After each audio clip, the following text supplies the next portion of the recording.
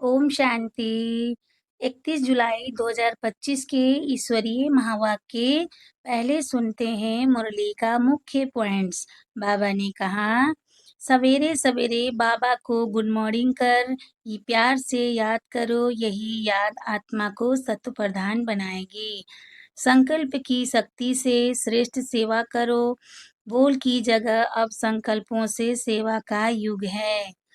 सदैव अंतर्मुख रहो, अपनी स्थिति को देखो और सुधारो, यही है सर्वोत्तम अवस्था की कुंजी। हर आत्मा की एक्ट समय पर इमर्ज होती है, यह ड्रामा अनुसार सब कुछ निश्चित चलता है। ज्ञान की कमाई ही भविष्य की पूंजी है, यह कल्प कल्पांतर साथ निभाने वाली संपत्ति है। और अब सुनते हैं महावाक्यों को विस्तार से। मुरली का सार। मीठे बच्चे, तुम सवेरे सवेरे उठकर बहुत प्यार से कहो बाबा गुड मॉर्निंग। इस याद से ही तुम सतो प्रधान बन जाएंगे। प्रश्न, एक्यूरेट याद द्वारा बाप की करंट लेने के लिए मुख्य किन गुणों की आवश्यकता है? उत्तर, बहुत धैर्यवत हो, समझ और गंभीरता से अपने को आत्मा समझ याद करने से बाप की करंट मिलेगी और आत्मा सतो प्रधान बनती जाएगी। तुम्हें अभी बाप की याद सतानी चाहिए, क्योंकि बाप से बहुत भारी वर्षा मिलता है। तुम कांटों से फूल बनते हो, सब दैवीय गुण आ जाते हैं। ओम शांति। बाप कहते हैं, मीठे बच्चे, तत्वम अर्थात तुम आत्माएं भी शांत स्वरूप हो। तुम सर्व आत्माओं का स्वधर्म है ये शांति। शांति धाम से फिर यहाँ आकर टाकी बनते हो। यह कर्मेंद्रियां तुमको मिलती हैं पाठ बजाने के लिए। आत्मा छोटी बड़ी नहीं होती है, शरीर छोटा बड़ा होता है। बाप कहते हैं, मैं तो शरीरधारी नहीं हूँ, मुझे बच्चों से सम्मुख मिलने आना होता है।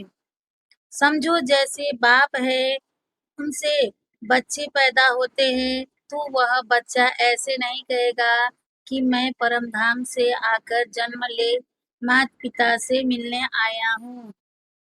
भल कोई नई आत्मा आती है किसके भी शरीर में, वह कोई पुरानी आत्मा किसके शरीर में प्रवेश करती है, तो ऐसे नहीं कहेंगे कि माता पिता से मिलने आया हूँ। उनको ऑटोमेटिकली माता पिता मिल जाते हैं। यहाँ यह है नई बात। बाप कहते हैं, मैं परम धाम से आकर तुम बच्चों के सम्मुख हुआ हूँ, तुम्हें नॉलेज देता हूँ, क्योंकि मैं हूँ नॉलेजफुल, ज्ञान का सागर। मैं आता हूँ तुम बच्चों को पढ़ाने, राजयोग सिखाने। तुम बच्चे अभी संगम पर हो, फिर जाना है अपने घर, इसलिए पावन तो जरूर बनना है।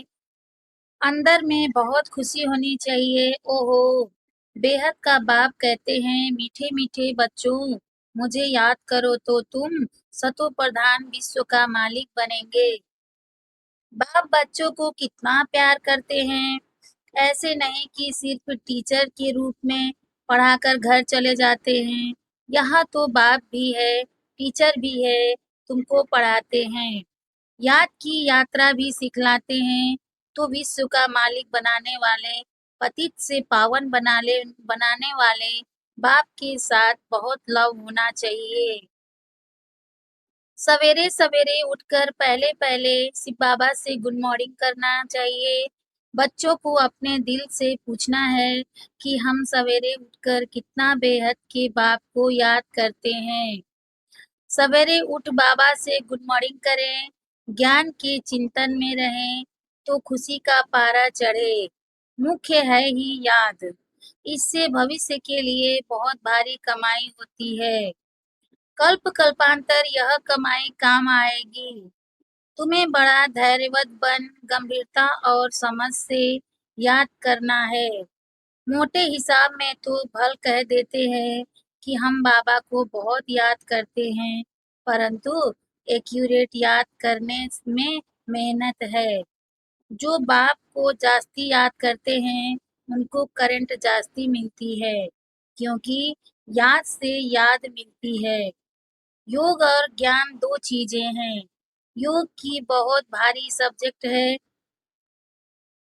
योग से ही आत्मा सतोप्रधान बनती है। याद बिना सतोप्रधान होना असंभव है। अच्छी रीति प्यार से बाप को याद करेंगे तो ऑटोमेटिकली करंट मिलेगी। हेल्दी बन जाएंगे। करंट से आयु भी बढ़ती है। बच्चे याद करते हैं तो बाबा भी सर्च लाइट देते हैं। मीठे बच्चों, यह पक्का याद रखना है, शिव बाबा हमको पढ़ाते हैं। शिव बाबा पतित पावन भी है, सद्गति दाता भी है। सद्गति माना स्वर्ग की राजाई देते हैं। बाबा कितना मीठा है, कितना प्यार से बच्चों को बैठ पढ़ाते हैं। बाप दादा द्वारा हमको पढ़ाते हैं। बाबा बच्चों को कितना प्यार करते हैं, कोई तकलीफ नहीं देते, सिर्फ कहते हैं मुझे याद करो और चक्र को याद करो। बाप की याद में दिल एकदम ठहर जाती है, जानी चाहिए। एक बाप की ही याद सतानी चाहिए, क्योंकि बाप से वर्षा कितना भारी मिलता है। अपने को देखना चाहिए हमारा बाप के साथ कितना लव है, कहाँ तक हमारे में दैवीय गुण है। क्योंकि तुम बच्चे अब कांटों से फूल बन रहे हो। जितना जितना योग में रहेंगे, उतना कांटों से फूल सतोप्रधान बन जाएंगे। जो बहुत कांटों को फूल बनाते हैं, उन्हें ही सच्चा खुशबूदार फूल कहेंगे। वह कभी किसको कांटा नहीं लगाएंगे। क्रोध भी बड़ा कांटा है, बहुतों को दुख देते हैं। अभी तुम बच्चे कांटों की दुनिया से किनारे पर आ गए हो, तुम हो संगम पर। जैसे माली फूलों को अलग पाट बर्तन में निकाल रखते हैं, वैसे ही तुम फूलों को भी अब संगम युगी पाठ में अलग रखा हुआ है। फिर तुम फूल स्वर्ग में चले जाएंगे, कलयुगी कांटे भस्म हो जाएंगे।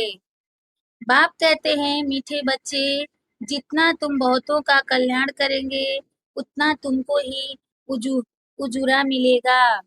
बहुतों को रास्ता बताएंगे तो बहुतों की आशीर्वाद मिलेगी। ज्ञान रत्नों से झोली भरकर फिर दान करना है। ज्ञान सागर तुमको रत्नों की थालियां भर भर कर देते हैं। जो उसका दान करते हैं, वही सबको प्यारे लगते हैं। बच्चों के अंदर में कितनी खुशी होनी चाहिए। सेंसिबल बच्चे जो होंगे, वह तो कहेंगे हम बाबा से पूरा ही वर्षा लेंगे, एकदम चटक पड़ेंगे। बाप से बहुत लव रहेगा, क्योंकि जानते हैं प्राण देने वाला बाप मिला है। नॉलेज का वरदान ऐसे देते हैं, जिससे हम क्या से क्या बन जाते हैं। इनसॉल्वेंट से सॉल्वेंट बन जाते हैं, इतना भंडारा भरपूर कर देते हैं। जितना बाप को याद करेंगे, उतना लव रहेगा, कशिश होगी। सुई साफ होती है तो चुंबक तरफ खींच जाती है ना। बाप की याद से कट निकलती जाएगी, एक बाप के सिवाय और कोई याद न आए। बाप समझाते हैं मीठे बच्चे, गफलत मत करो, स्वदर्शन चक्रधारी बनो, लाइट हाउस बनो। स्वदर्शन चक्रधारी बनने की प्रैक्टिस अच्छी हो जाएगी तो फिर तुम जैसे ज्ञान का सागर हो तुम जैसे ज्ञान का सागर हो जाएंगे। जैसे स्टूडेंट पढ़कर टीचर बन जाते हैं ना, तुम्हारा धंधा ही यह है, सबको स्वदर्शन चक्रधारी बनाओ, तब ही चक्रवर्ती राजा रानी बनेंगे। बाप कहते हैं बच्चे, तुम्हारे बिगर हमको भी जैसे बेआरामी होती है। जब समय होता है तो बेआरामी हो जाती है। बस अभी हम जाऊं। बच्चे बहुत पुकारते हैं, बहुत दुखी हैं, तरस पड़ता है। इसीलिए मैं आता हूँ तुम बच्चों को सब दुखों से छुड़ाने। अभी तुम बच्चों को घर चलना है, फिर वहां से तुम आपे ही सुखधाम चले जाएंगे। यहाँ मैं तुम्हारा साथी नहीं बनूंगा, वहां मैं तुम्हारा साथी नहीं बनूंगा। अपनी अवस्था अनुसार तुम्हारी आत्मा चली जाएगी। अच्छा, मीठे-मीठे सिकिलधे बच्चों प्रति माता-पिता, बाप-दादा का याद, प्यार और गुड मॉर्निंग। रूहानी बाप की रूहानी बच्चों को नमस्ते। हम रूहानी बच्चों की रूहानी माता-पिता, बाप-दादा को याद, प्यार, गुड मॉर्निंग, नमस्ते बाबा, नमस्ते बाबा, नमस्ते बाबा। शुक्रिया बाबा, शुक्रिया। धारणा के लिए मुख्य सार है। फर्स्ट पॉइंट, बाप की करंट ऑटोमेटिक लेने के लिए बहुत प्यार से बाप को याद करना है। यह याद ही हेल्दी बनाएगी। करंट लेने से ही आयु बढ़ेगी, याद से ही बाप की सर्च लाइट मिलेगी। सेकेंड पॉइंट, गफलत छोड़ स्वदर्शन चक्रधारी लाइट हाउस बनना है। इससे ही ज्ञान सागर बन चक्रवर्ती राजा रानी बन जाएंगे। वरदान है, सबको खुशखबरी सुनाने वाले खुशी के खजाने से भरपूर भंडार भव। सदा सदा अपने इस स्वरूप को सामने रखो कि हम खुशी के खजाने से भरपूर भंडार हैं। जो भी अनगिनत और अविनाशी खजाने मिले हैं, उन खजानों को स्मृति में लाओ। खजानों की स्मृति में खजानों को स्मृति में लाने से खुशी होगी, और जहाँ खुशी है वहाँ सदा काल के लिए दुख दूर हो जाते हैं।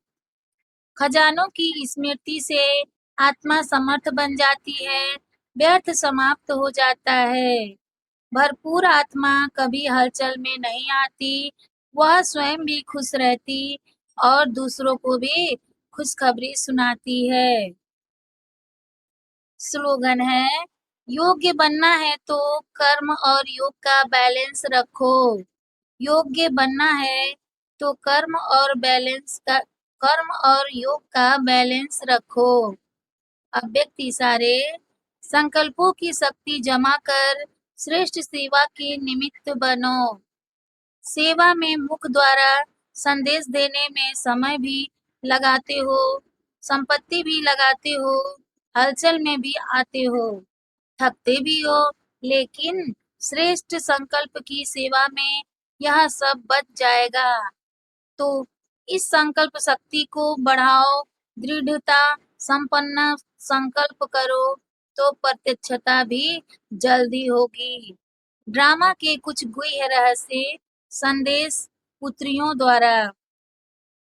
फर्स्ट पॉइंट, इस विराट फिल्म ड्रामा में हर एक मनुष्य आत्मा में अपनी अपनी पोजीशन अनुसार सारे जीवन का ज्ञान अथाह एक्ट पहले ही मर्ज रूप में रहती है।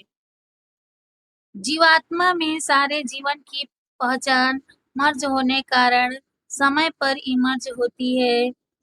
हर एक में अपनी अपनी संपूर्णता की अवस्था अनुसार जानकारी अथवा एक्ट जो मर्ज है, वही समय पर इमर्ज होती है, जिससे तुम हर एक जानी जाननहार बन जाते हो। सेकेंड, इस विराट फिल्म की सेकेंड सेकेंड की एक्ट नहीं होने के कारण तुमको ऐसा समझ में आएगा जैसे कि अब अभी अभी यहाँ आई हूँ।